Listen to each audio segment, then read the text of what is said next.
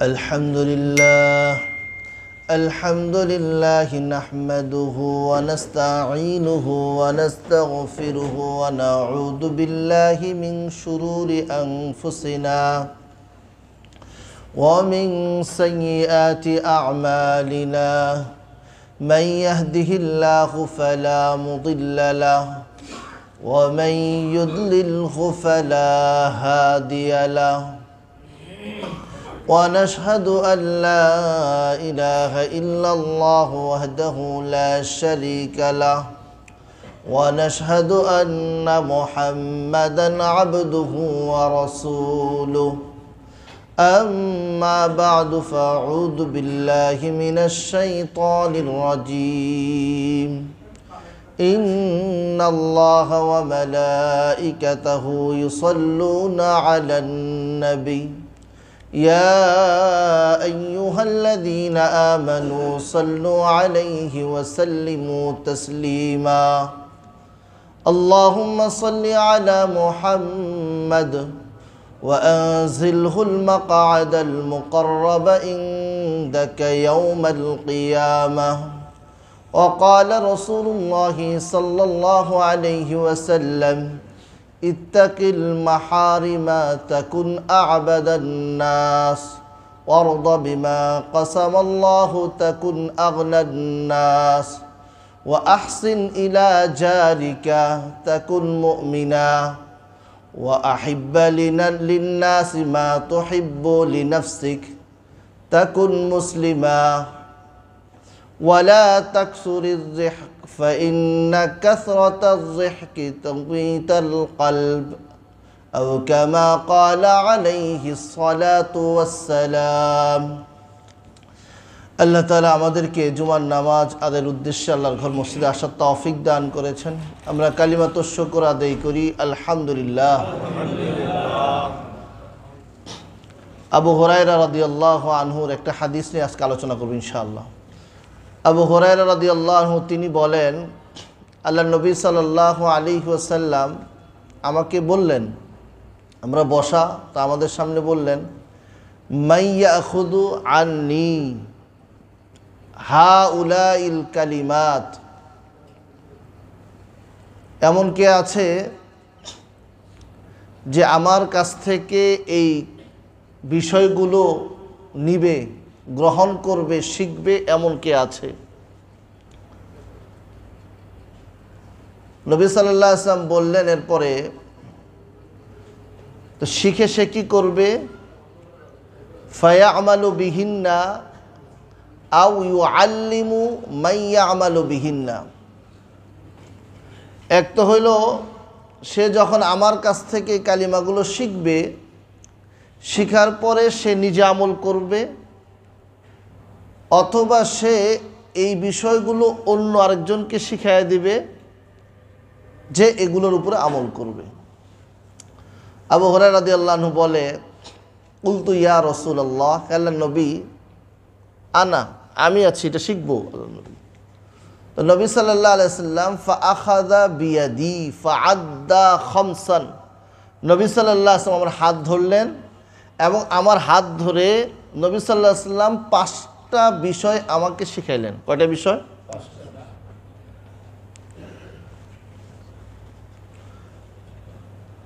তো নবী সাল্লাল্লাহু আলাইহি সাল্লাম আমাকে কয়টা বিষয় শিখাইলেন? 5টা। হাত ধরলেন এবং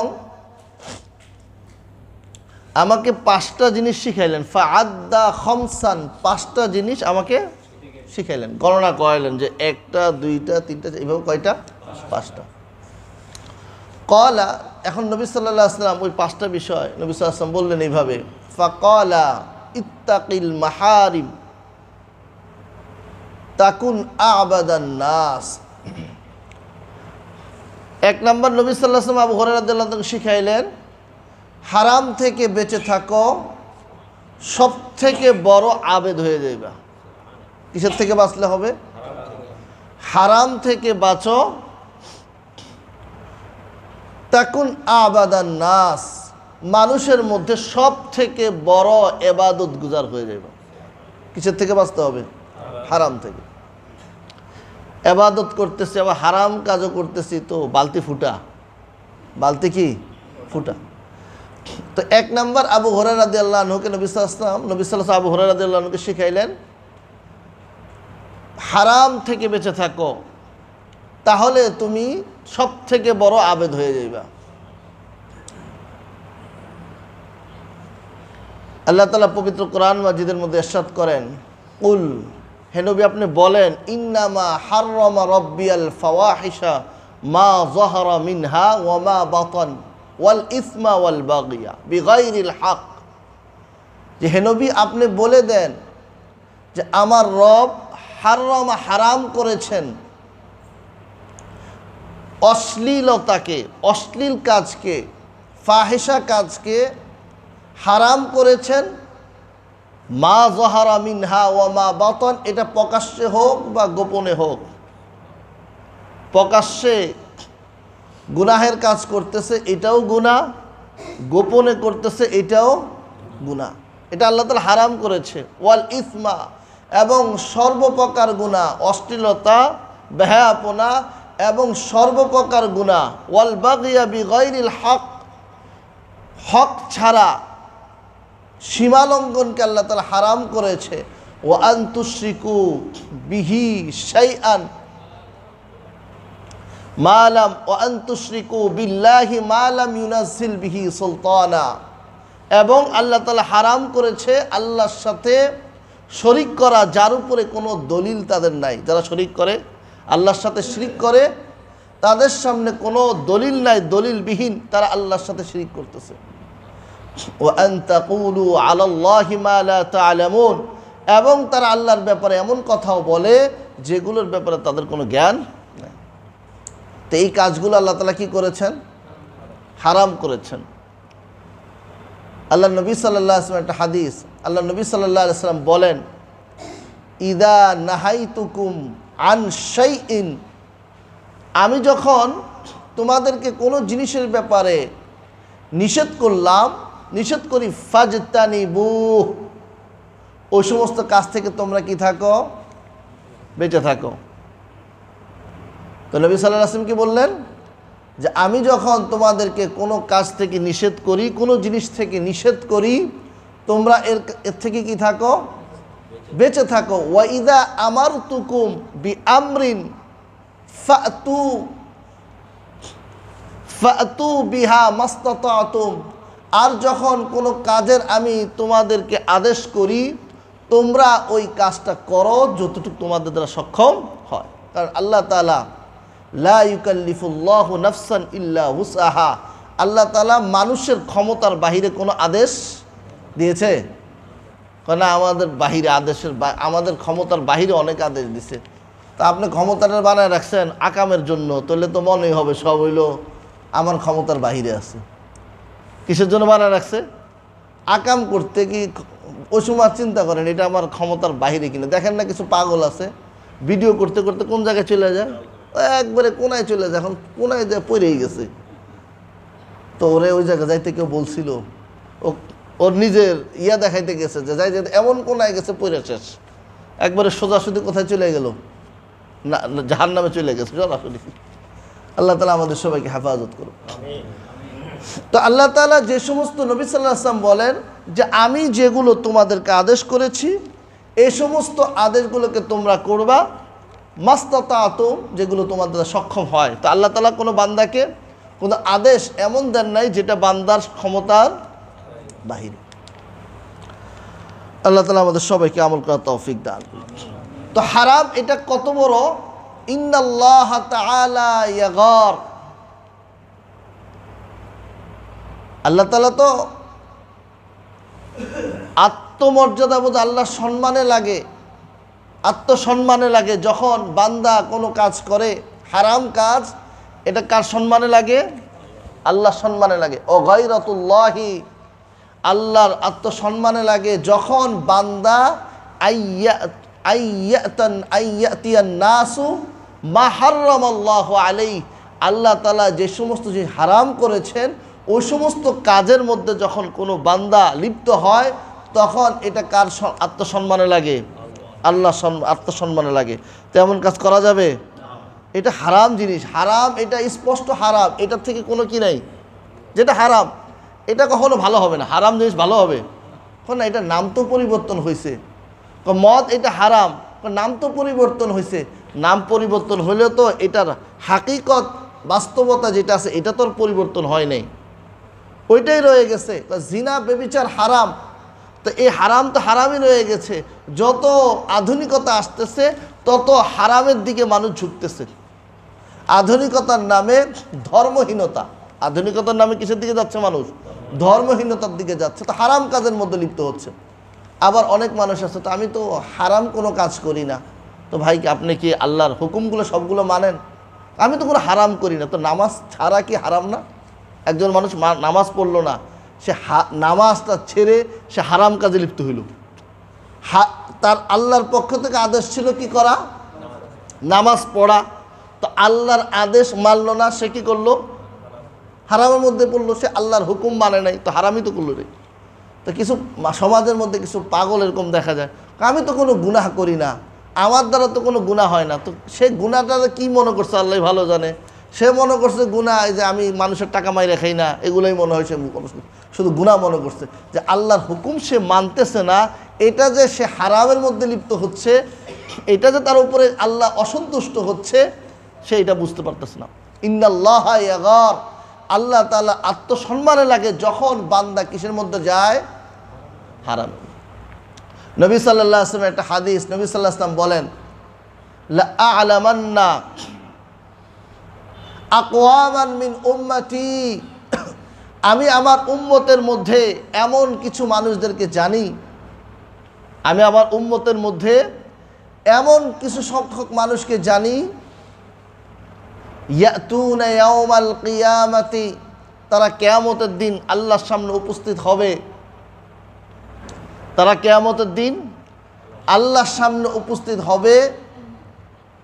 আমসালা জিবালি তিহামাতা বাইদা, তারা আল্লাহর সামনে যখন উপস্থিত হবে তাদের আমলগুলো কেমন থাকবে? পাহাড়ের মতো। কোন জায়গার পাহাড়? তেহামার শুভ্র পাহাড়ের মতো, এত বড় বড় পাহাড়ের মতো আমল নিয়ে তারা আল্লাহর কাছে উপস্থিত হবে। তো নবী সাল্লাল্লাহু আলাইহি ওয়াসাল্লাম বলতেছে, আমি এমন কিছু আমার উম্মতকে জানি যারা কিয়ামতের দিন এরকম নেকি নিয়ে বিহাসানাতিন আমসালা, এমন নেকি জিবালিন, যে আমলগুলো হবে পাহাড়ের মতো বড় বড়। আবার কোন জায়গার পাহাড়? তেহামার অঞ্চলের সাদা সাদা বড় বড় পাহাড়, এরকম বড় বড় পাহাড় নিয়ে তারা আল্লাহর সামনে উপস্থিত হবে। কিন্তু ফায়াজআলাহু হাবাআম মানসুরা, কিন্তু আল্লাহ তাআলা তাদের এই আমলগুলো ধুলার মতো বানায় দিবে। আমরা ধুলা দেখি না? কিছু ধুলা দেখবেন, ওই রোদ যখন ছোট একটা ঘরের ভিতর ঢুকতে থাকে, ছোট একটা জায়গা দিয়ে আলো, তো ওইখানে কিছু ধুলা উঠতে থাকে না, দেখা যায় না হালকা? তো আল্লাহ তাআলা তাদের আমলগুলোকে কেমন বানায় দিবে? ওই ধুলিকণার মতো বানায় দিবে। কত বড় পাহাড় ছিল, তো আমলগুলো কি হয়ে যাবে? সব ধুলার মতো হয়ে যাবে। তো সাওবান রাদিয়াল্লাহু, এই হাদিসের রাবি যিনি, নবী সাল্লাল্লাহু আলাইহি ওয়াসাল্লামের আজাদকৃত গোলাম সাওবান রাদিয়াল্লাহু আনহু, তিনি নবী সাল্লাল্লাহু আলাইহি ওয়াসাল্লামকে জিজ্ঞাসা করলেন, আল্লাহ নবী সিফ হুম লানা, আল্লাহ নবী তাদের অবস্থাগুলো আমাদেরকে একটু বয়ান করেন। ওয়াজাল্লি হুম লানা, আমাদের সামনে স্পষ্টভাবে বর্ণনা করেন বিষয়গুলো, যে এত বড় আমল নিয়ে কিয়ামতের দিন তারা উপস্থিত হবে, কিন্তু তাদের আমলের অবস্থা কেমন? ধুলার মতো হয়ে যাবে একবারে। আল্লাহ নবী আমাদের সামনে তাদের অবস্থাগুলোকে ভালো মতো বর্ণনা করেন।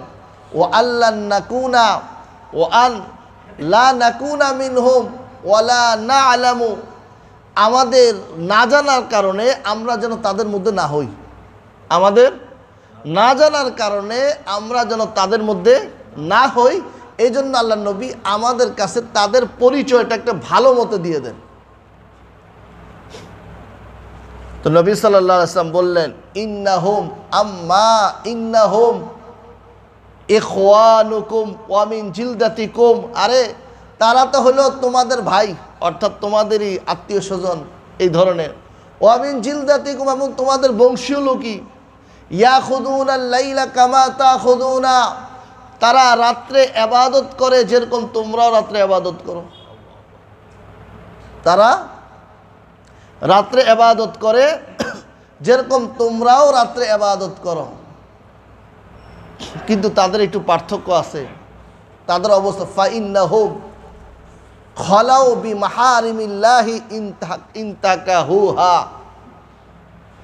তাদের অবস্থা হলো এতটুকু পার্থক্য তোমাদের সাথে যে তারা যখন আলাদা হয়, কোনো একটা মানুষ থেকে সে যখন আলাদা হয়ে যায়, ওই গোপনভাবে তারা গুনাহের মধ্যে লিপ্ত হয়।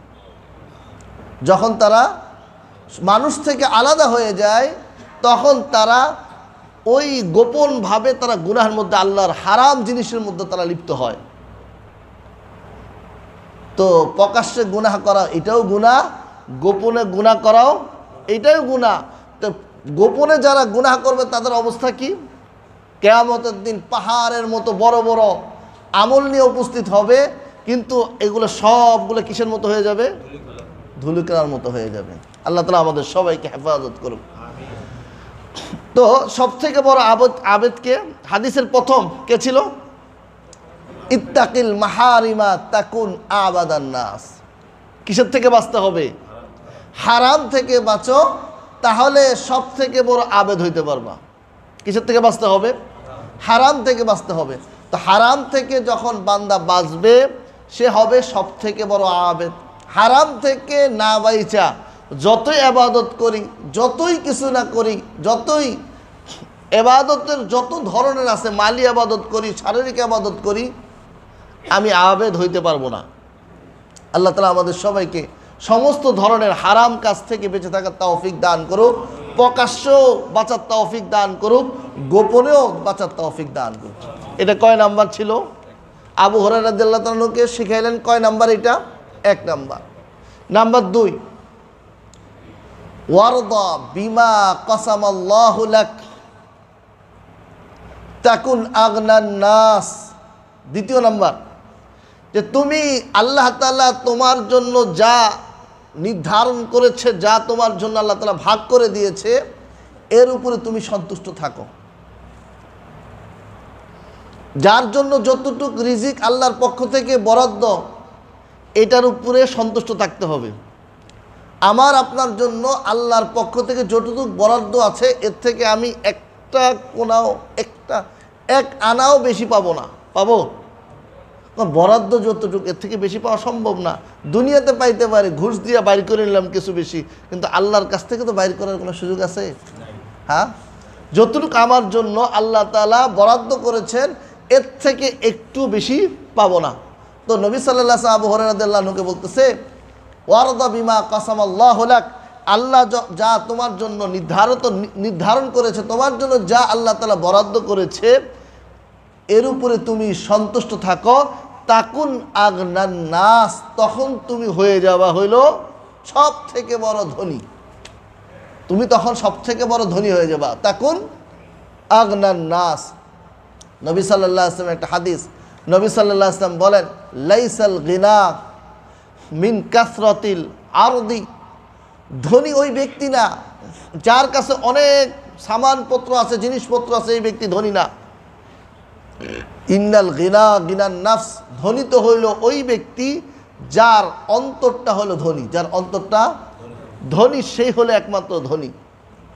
এখন আমরা এই হাদিসের আবার কিছু ভুল বুঝি। অন্তর্ধনী মানে আমার অন্তর্ধনী, তো আপনার খরচ করার মতো আছে, এরপর আমার অন্তর তো ধনী, আর বসে রয়েছি চাপ দেয়া না, এটা তো হইল না। অন্তরের ধনী প্রকাশ পাবে হলো কিসের মাধ্যমে? আমার বাহ্যিক কর্মের দ্বারা, যা আমি অন্তরের দিক দিয়ে ধনী। নবী সাল্লাল্লাহু আলাইহি ওয়াসাল্লামের আরেকটা হাদিস, নবী সাল্লাল্লাহু আলাইহি ওয়াসাল্লাম বলেন, আবু হুরায়রা রাদিয়াল্লাহু তাআলা riwayat, এটাও তিরমিজি শরীফের মধ্যে আছে, মান কানাতিদ দুনিয়া হাম্মাহু, মান কানাতিদ দুনিয়া হাম্মাহু, যার লক্ষ্য উদ্দেশ্য হবে দুনিয়া, যার লক্ষ্য উদ্দেশ্য কি হবে? দুনিয়া হবে। ওয়াজআলা ফাকরাহু বাইনা আইনাইহি, তার দুই চোখের মাঝখানে, অর্থাৎ কপালে, দুই চোখের মাঝখানে লিখে দেওয়া হবে ফাকরাহু, কি লিখে দেওয়া হবে? ফাকর, দারিদ্রতা লিখে দেওয়া হবে। অফাররাকা শামলাহু, এবং তার দুনিয়ার সমস্ত কাজগুলোকে আল্লাহ তাআলা আলাদা করে দেবে, দূরে দূরে, সহজ করবে না, সব কঠিন হবে। একটা হলো যার দুনিয়া উদ্দেশ্য থাকবে তার জন্য অবস্থা হলো এটা যে এক নাম্বার তার দুনিয়ার কাজগুলো বিক্ষিপ্ত হয়ে যাবে, আর তার এই দুই চোখের মাঝখানে লিখে দেওয়া হবে দারিদ্রতা। ওয়ালাম ইয়াতি মিনাদ দুনিয়া ইল্লা মা কুদ্দিরা লাহ, তার কাছে আসবে অতটুকুই যতটুকু আল্লাহর পক্ষ থেকে তার জন্য বরাদ্দ। বেশি আসবে? আসবে না, কখনো বেশি আসবে না, এটা আল্লাহ তাআলার বরাদ্দ যতটুকু ততটুকু। ওয়ামান কানাতিল আখিরাতু হাম্মাহু, আর যার লক্ষ্য উদ্দেশ্য হলো আখিরাত, ওয়া জামা শামলাহু, তার জন্য আল্লাহ তাআলা তার দুনিয়ার কাজগুলোকে গোছায় দিবে। একজন মানুষ সে চিন্তা করলো যে আমার তো জোহরের নামাজ পড়তেই হবে, আমার কি করতে হবে? সময় মতো জোহরের নামাজ পড়তে হবে। সে যদি এই লক্ষ্য উদ্দেশ্যে আগায়, আল্লাহ তাআলা তার জন্য তার আগেই জোহরের নামাজের সুযোগ করে দিবে। শয়তান অনেকগুলো দেখাবে, আরে বড় কাস্টমার আসছে, একটু সময় দাও। আসলে সে কাস্টমার না, সে হলো শয়তান। সে কি? দেখবেন আজান যখন হয়ে যায়, নামাজের যখন একবারে সময় সময় কাস্টমারের ভিড় লাগে, এগুলো হলো কার পক্ষ থেকে আসছে? শয়তান। যাও, এখন সময়, ভালো মতো বেচতে পারবা।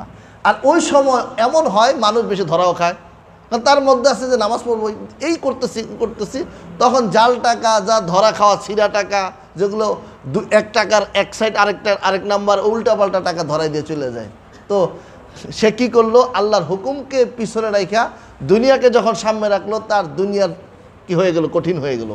তো যার আখিরাত উদ্দেশ্য, অজামা আসামলাহু, আল্লাহ তাআলা তার দুনিয়ার কাজগুলো গুছাইয়া দেয়। আর তার জন্য কি করে? আল্লাহ তাআলা তার জন্য তার পক্ষ থেকে, আল্লাহর পক্ষ থেকে যতটুকু নির্ধারিত এই জিনিসটা সে সহজেই সে পেয়ে যায়। ওয়াজআলাল্লাহু গিনাআহু ফি কলবি, এক নাম্বার সে পুরস্কার পায়, তার অন্তরকে আল্লাহ তাআলা ধনী বানায় দেয়। কি বানায় দেয়? আল্লাহ তাআলা তার অন্তরকে ধনী বানায় দেয়। ওয়া আতাতিদ দুনিয়া ওয়া হিয়া রাগিমাতুন, দুনিয়া তার কাছে অপদস্থ হয়ে চলে আসে। দুনিয়া তার কাছে কিভাবে আসে? অপদস্থ হয়ে চলে আসে। কারণ সে লক্ষ্য বানাইছে কাকে বলেন? আখিরাতকে লক্ষ্য যখন বানায়, কোনো বান্দা যখন কোন জিনিসকে লক্ষ্য বানায়? আখিরাতকে লক্ষ্য বানায়, তার জন্য আল্লাহ তাআলা দুনিয়ার কাজ সহজ করে দেয়। আর যে মানুষ লক্ষ্য বানায় দুনিয়াকে, তার জন্য আখিরাতের কাজ হয়ে যায় কঠিন, দুনিয়ার কাজ তো আরও কঠিন হয়ে যায়। আর তার কপালের মধ্যে কি লিখে দেওয়া হয়? দারিদ্রতা লিখে দেওয়া হয়। আমরা কি চাই এটা? এই দারিদ্র যদি আল্লাহর পক্ষ থেকে লিখে দেওয়া, আমি কিভাবে ধনী পাবো? আমার ধনাঢ্য তো আসবে না। আল্লাহ তাআলা আমাদের সবাইকে বুঝার তৌফিক দান করুন। আল্লাহ নবী সাল্লাল্লাহু আলাইহি ওয়াসাল্লাম, আরেকটা হাদিস, আল্লাহ নবী সাল্লাল্লাহু আলাইহি ওয়াসাল্লাম বলেন, ইয়া ইবাদি তাফাররাক লি ইবাদি, হে আমার বান্দা, তাফাররাক লি ইবাদাতি, আমার ইবাদতের জন্য তুমি আলাদা হও। কিসের জন্য? আমার ইবাদতের জন্য তুমি সময়কে আলাদা করো। আমলাউ সাদরাকা, আমি তোমার সিনাকে আমি ভরে দেব, আমি তোমার অন্তরকে ভরে দেব, প্রশস্ত করে দেব, আর আমি তোমার অশান্তিকে দূর করে দেব। ওয়া ইল্লাম তাফআল, তুমি যদি এটা না করো, তাহলে আমি তোমার সিনার ভিতরে আমি প্রশস্ততা করব না, আমি এর মধ্যে আরও পেরেশানি দিয়ে দিব। তো পেরেশানির থেকে মুক্তি দেওয়ার মালিককে বলেন মালাতু ইয়াদাইহা শুগলান, আমি তোমার মধ্যে যখন ইবাদতের জন্য আলাদা হব না, তো এখানে সবসময় ব্যস্ততা দেখাবে। আমার অন্তরের মধ্যে কি থাকবে? ব্যস্ততা। ওয়ালাম আসুদ্দা ফাকরাকা, এবং আমি তোমার থেকে দারিদ্রতাকেও দূর করব না। আল্লাহ তাআলা আমাদের সবাইকে বোঝার তৌফিক দান করুন। এটা ছিল কয় নম্বর উপদেশ? যদি আল্লাহর বরাদ্দের উপরে সন্তুষ্ট হয়ে যায়, সে হবে সবথেকে বড় দুনিয়ার মধ্যে ধনী। এবার তৃতীয় নাম্বার, নবী সাল্লাল্লাহু আলাইহি ওয়াসাল্লাম বলেন, আবু হুরায়রা রাদিয়াল্লাহু আনহু তৃতীয় নাম্বার ধরে ধরে দেখাচ্ছে। তৃতীয় নাম্বার, ওয়া আহসিন ইলা জারিক, তোমার প্রতিবেশীর উপরে তুমি ইহসান করো। কার উপরে? প্রতিবেশীর উপরে। তাকুন মুমিনা, প্রতিবেশীর উপরে ইহসান করলে তুমি হবা মুমিন। প্রতিবেশীর উপরে ইহসান করলে কি হবে? মুমিন হবে। মুমিন। প্রতিবেশীর উপরে ইহসান করলে তখন কি হবে? মুমিন হবে। যা রাজুলুন ইলান নবী সাল্লাল্লাহু আলাইহি সাল্লাম, এক ব্যক্তি নবী সাল্লাল্লাহু আলাইহি সাল্লামকে এসে জিজ্ঞাসা করছে, আল্লাহর নবী, আমি কিভাবে বুঝবো আমি ইহসান করছি, আমি যে মুহসিন, আমি যে দয়া করি, এটা আমি কিভাবে বুঝবো? তো নবী সাল্লাল্লাহু আলাইহি সাল্লাম তাকে জানাইলেন এইভাবে। তো ওই সাহাবী ব্যক্তি নবী সাল্লাল্লাহু আলাইহি ওয়াসাল্লামকে এসে বললেন যে আল্লাহর নবী, আমাকে একটা আমল দেন, দুল্লানি আলা আমালিন ইদা আমিলতুহু দাখালতুল জান্নাহ। একটা আমল দেন। কয়টা আমল? এমন একটা আমল দেন যে আমলটা আমি করলে কোথায় যেতে পারবো? জান্নাতে। তো নবী সাল্লাল্লাহু আলাইহি ওয়াসাল্লাম তাকেও আমল দিছে, কুন মুহসিনা, কি হয়ে যাও? ইহসানকারী হয়ে যাও। কি হয়ে যাও? ইহসানকারী হয়ে যাও। তো ওই সাহাবী নবী সাল্লাল্লাহু আলাইহি ওয়াসাল্লামকে জিজ্ঞেস, আল্লাহর নবী, কাইফা আলামু আন্নি মুহসিনুন, আল্লাহর নবী আমি কিভাবে জানবো আমি যে ইহসান করি? আমার বিষয়কে আমি নিজে জানবো, নাকি আমার বিষয় হলো কে জানতে পারবে? অপর মানুষ জানতে পারবে। আমি কেমন এটা সম্পর্কে লিখিত দিবে কে? আমি নিজে লিখে দিলাম, আমি বহুত বড় ভালো মানুষ, আমি এইটা। এখন যেই শুনে সে হাসে, তো এর মতো বাটপার আছে দুনিয়ায়, এ বলে ভালো। আমি কেমন এটা দিবে কে? আমি নাকি আরেকজন দিবে। তো নবী সাল্লাল্লাহু আলাইহি ওয়াসাল্লাম বললেন, নবী সাল্লাল্লাহু আলাইহি ওয়াসাল্লামকে সেদিন, আল্লাহ নবী, আমি যে দয়াকারী, আমি যে মুহসিন, আমি যে মানুষের উপরে ইহসান করি, এই কথাটা আমি কিভাবে বুঝবো? তো নবী সাল্লাল্লাহু আলাইহি ওয়াসাল্লাম বললেন, সাল জারাকা, তুমি তোমার জিরানাকা, তোমার প্রতিবেশীকে জিজ্ঞাসা করো। কাকে জিজ্ঞাসা করো? প্রতিবেশীকে জিজ্ঞাসা করো। তো তোমার প্রতিবেশী যখন তোমাকে বলবে আনতা মুহসিন, তুমি মুহসিন, তুমি ভালো, তাহলে তুমি ভালো। আর তোমার প্রতিবেশী যদি বলে আনতা মুসি, তুমি হলা খারাপ, তাহলে তুমি খারাপ। সার্টিফিকেট কে দিবে? ভালো খারাপের, ইহসানকারী, দয়াশীল, সে দয়াপ্রবণ, এটা সার্টিফিকেট কে দিবে? প্রতিবেশী দিবে। এই জন্য প্রতিবেশী যারা আছে তাদের সাথে আমাদের কি করতে হবে? ভালো আচরণ করতে হবে, যাতে করে প্রতিবেশী কষ্ট না পায়। নবী সাল্লাল্লাহু আলাইহি ওয়াসাল্লাম, একটা হাদিস বুখারী শরীফের মধ্যে আছে, ওয়াল্লাহি লা ইউমিনু, আল্লাহর কসম সে মুমিন না। ওয়াল্লাহি লা ইউমিনু, আল্লাহর কসম সে মুমিন না। তো সাহাবায়ে কেরাম, কি লা ইয়া রাসূলুল্লাহ, ওমান মাল, আল্লাহর নবী সে কে যার ব্যাপারে আপনি বলতেছেন সে মুমিন না? নবী সাল্লাল্লাহু আল্লাযী ইয়ামানু আল্লাযী লা ইয়ামানু জারহু বাওয়াইকাহু, যে মুমিন না ওই ব্যক্তি যার থেকে তার প্রতিবেশী কিনা তার খারাপি, তার মন্দতা, তার অকল্যাণ থেকে তার প্রতিবেশী নিরাপদ না। তো প্রতিবেশী যখন নিরাপদ থাকবে না, তখন সে কি হইতে পারবে না? মুমিনও হইতে পারবে।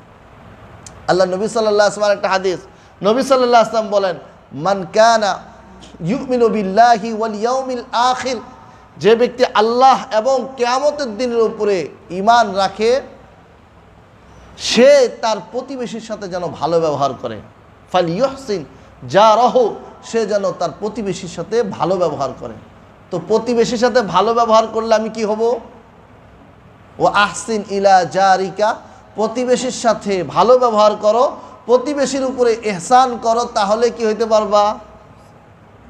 ইমানদার হইতে পারবা, মুমিন তাকুন মুমিনা। তো তৃতীয় নাম্বার কি?